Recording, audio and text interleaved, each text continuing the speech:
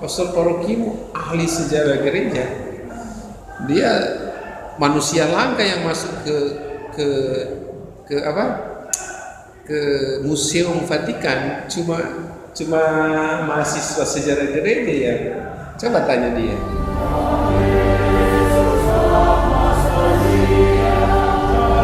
Umat di paroki yang baru ini, Bunda Teresa ini menunjukkan rasa cinta dan rasa hormat kepada imam dari gereja, pimpinan gereja. Maka baiklah kalau saya menghadiri rasa cinta dan rasa hormat dari umat ini. Saat ini saya juga mengatakan seperti kata Santo Agustinus, di hadapan kamu saya adalah pastor, tetapi bersama kamu saya adalah orang beriman juga. Saya mengenal Pastor Pete sejak kecil karena saya dan Pastor Pete tetangga, itu satu lorong. Saya sudah dengar tentang Pastor Pete sejak kecil.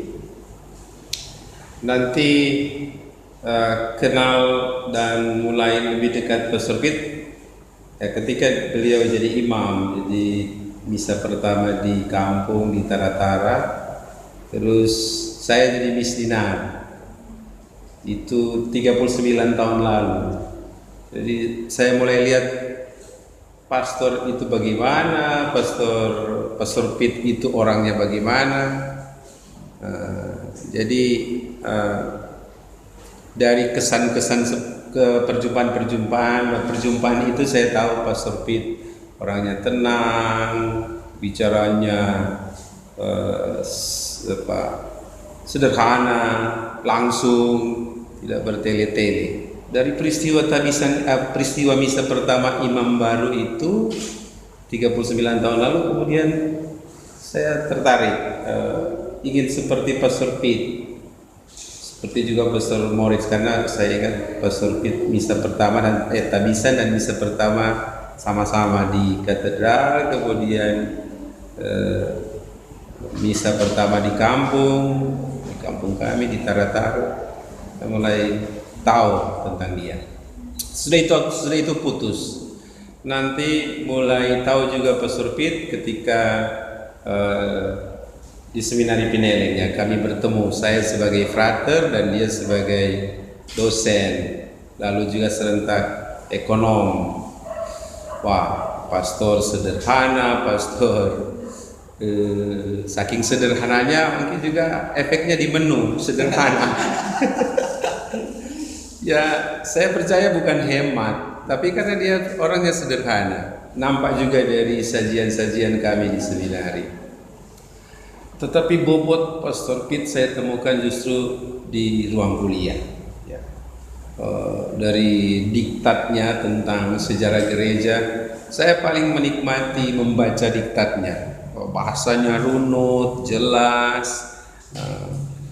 detail dan mengalir ya, bahasa mengalir, runut, detail. Kemudian juga kalau dia di seminari, kalau khotbah itu tertulis, dia punya khotbah. Nah, saya mulai kagum dan senang dengan pastor ini.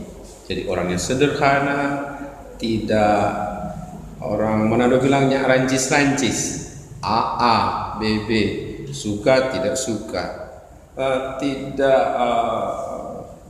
terlalu banyak bunga-bunga. Orangnya sangat sederhana,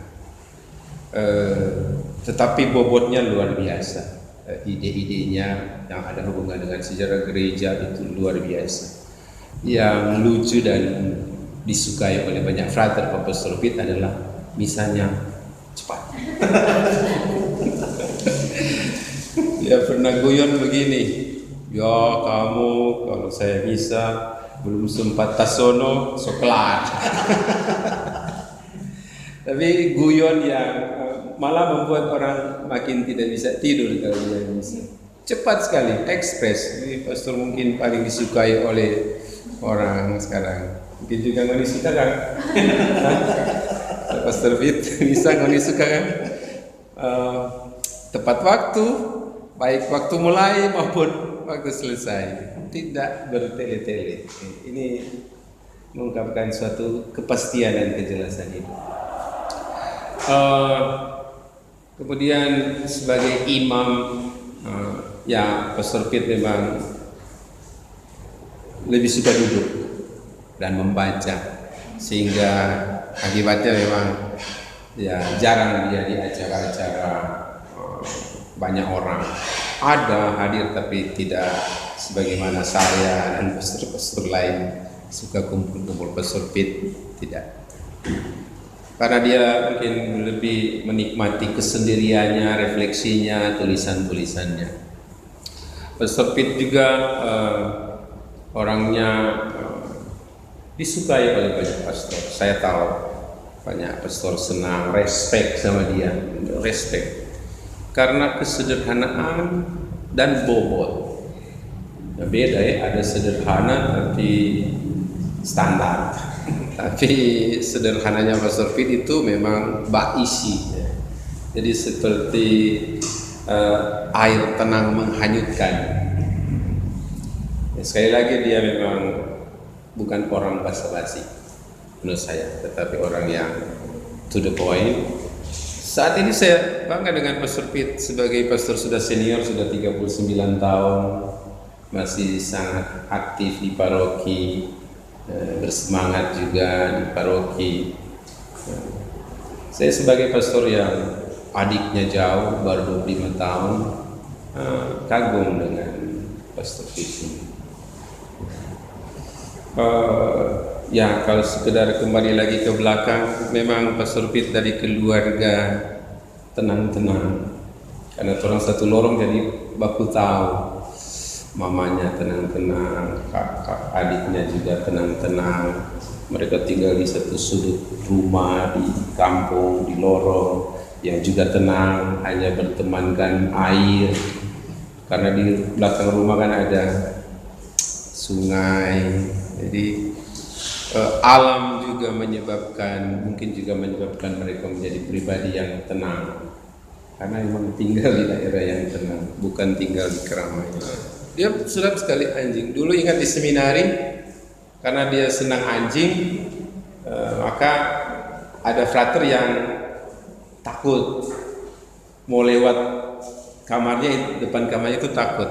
Karena itu Abah Kusedu begini guyon sama pastor, potong juga ini anjing. Boleh no potong, mar ngana ganti pak dia. Ika di situ. Oke. Pastor Pit juga jadi Pastor Pit juga termasuk ya hal sisi lain dari Pastor Pit. Dia itu cepat-cepat, buru-buru. Ya, tok. Dulu kadang saking buru-burunya itu sampai dia jatuh di lubang, patah kaki. Itu di seminari, karena memang ya salah tahu bilang apa ya? Apa orang Manado itu cepat-cepat? Istilah sama dia orang lusu-lusu. Jadi kalau jalan dia memang cepat-cepat. Senyumnya juga senyum simpul. Jarang sekali tertawa lepas. Paling gitu. Jadi sebenarnya pastor ideal untuk saya. Dulu waktu saya dengar baru jadi pastor itu, kamu akan lihat hebatnya Pastor Pit. Memang dia karakter pendiam, enggak juga suka acara-acara, pesta-pesta. Tapi bukan berarti dia marah. Dia memang bukan dunianya. Dan dia bukan berarti menolak gitu. Paling dari gitu. Nah tahu nanti kalau acara besok-besok di bukan gereja, paling dia iya, tapi dia masuk ke kamar. Nah, lain-lain sih. Oke. So far is pastor bonus lah. Istilah pastor bonus itu pastor baik, ya, pastor suka dekat dengan umat, tapi memang tidak cerewet. Dia suka dekat dengan umat. Jadi untuk kita, berbahagialah kamu dapat pastor seperti itu. Kita yakin dulu pernah ketika ada isu, sudah pasti pastor itu toh kita pernah bilang kamu harus awam, harus aktif. Kalau enggak, dia sebiar. Mana aja penghuni. Oh ya, waktu saya ketua Unio, terus dia beliau di rumah Unio Bethesda, ya memang ada intens dengan beliau ketika dapat tugas baru atau bagaimana supaya dapat tugas baru.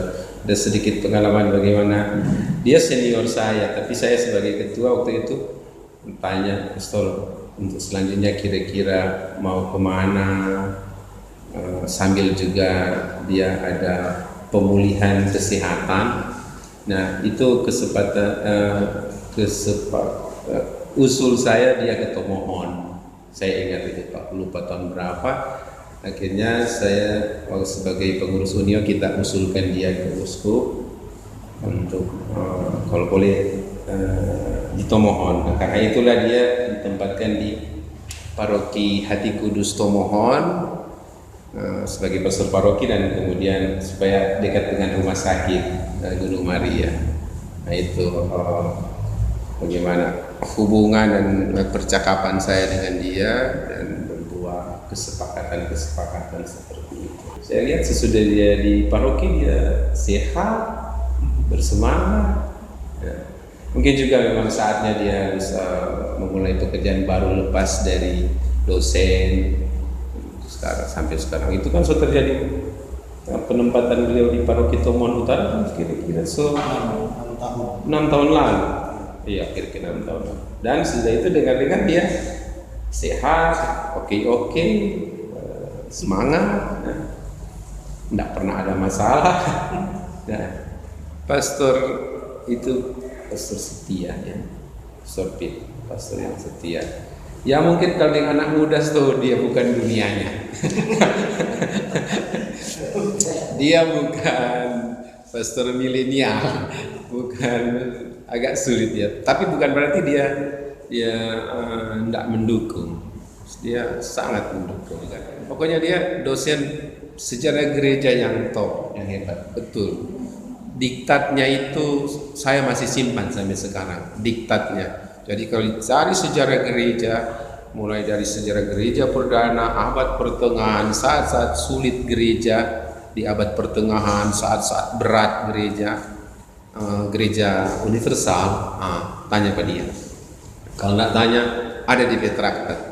Kita masih di Petraktat. Saat-saat berat gereja gelap dalam arti banyak sekali tantangan, tanya pada dia. Dia itu hebat, diktatnya hebat, bisa jadi rujukan. Dia ambil spesialisasi sejarah gereja. Pokoknya saya kagum dengan diktatnya, dengan isi materi kuliahnya. Saya paling senang kalau ikut di kuliah. Dia baca terus, kami juga baca terus, ada yang tersono, ada yang enggak. Tapi kalau kita enggak, jujur karena kita senang ikuti di kuliah. Pastor Pit hebatnya. Ketekunannya untuk mengetik, ya memang sekarang komputer, tapi dulu ketik dengan ratusan halaman, itu kan dosen hebat. Tagih sama dosen-dosen mana itu diktat-diktat yang harus distensil, diperbanyak untuk nanti dibagikan kepada mahasiswa pada jam kuliah. Nah, saya petugas stensil, dia dosen. Saya sempat jadi dosen sama-sama dengan dia. Bayangkan dia berapa tahun sebagai dosen. Itu saya harus katakan kita keuskupan atau gereja atau ini paroki bangga. Pastor paroki ahli sejarah gereja. Dia manusia langka yang masuk ke Museum Vatikan cuma mahasiswa sejarah gereja ya. Coba tanya dia. Saya tidak pernah masuk. Yang tonton. Jadi sebenarnya kalau kamu gali atau misalnya terlebih anak-anak muda ini, profesor di sejarah gereja, lika-liku gereja sampai segini bagaimana? Dia bisa. Solpitnya itu orangnya. Paling dia senyum dulu.